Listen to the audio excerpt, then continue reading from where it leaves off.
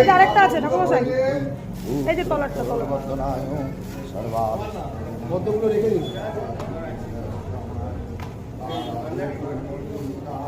মৈনাক দা তোমার নাম গোত্রটা বলে দাও। ভরদ্বাজ গোত্র, মৈনাক দত্ত, মৈনাক দেব।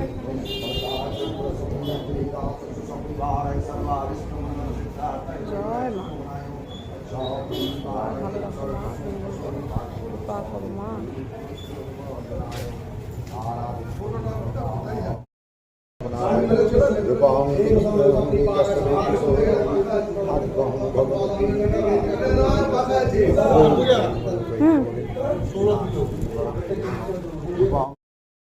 এইমাত্র বাড়ি ফিরলাম, এখন বাজে রাত 1:45। আজকে রাত্রির বেলায় হঠাৎ তখন 10:30 এরকম বাজে, মেয়েদের যখন খাওয়াচ্ছি হঠাৎ করে মায়ের সাথে গল্প হচ্ছিলো যে আজকে বাড়িতে কোনো প্রসাদ পেলাম না। মানে বাড়িতে তো প্রত্যেক দিন যেরকম পুজো দেওয়া হয় আমাদের ফল মিষ্টি দিয়ে, এটা মানে প্রত্যেক দিনে আমাদের নিয়ম আর কি, মানে মা দিয়ে থাকে ফল মিষ্টি দিয়ে পুজো। আমরা ফল মিষ্টি ছাড়া ঠাকুরকে পুজো দিই না, মালা মিষ্টি ফল দিয়ে আমাদের পুজো দেওয়া হয়, এটা আমাদের নিত্যর আর কি কাজ। তো আজকে ওটাই বলছিলাম মাকে যে একটা দেখো আজকে সারাদিনে একটু ফল প্রসাদ মানে ঠাকুরের একটু মন্দিরের কোনো ভোগ টোগ পেলাম না।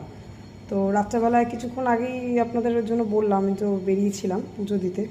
তো দেখুন এত রাতে গিয়েও একটা মানে আমার যে মন্দিরে গেছিলাম ওখানে আমাদের চেনাশোনা আর কি, তো একটাই পড়েছিল আমার জন্য। হয়তো মানে মন থেকে খুব চাইছিলাম যে মায়ের একটু প্রসাদ পেলাম না, মাই হয়তো রেখে দিয়েছিল, মানে তার কৃপা ছাড়া তো তার প্রসাদও পাওয়া যায় না।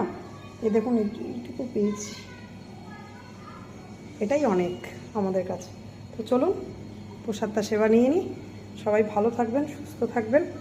ভালো লাগলে ভিডিওটা লাইক, শেয়ার, সাবস্ক্রাইব।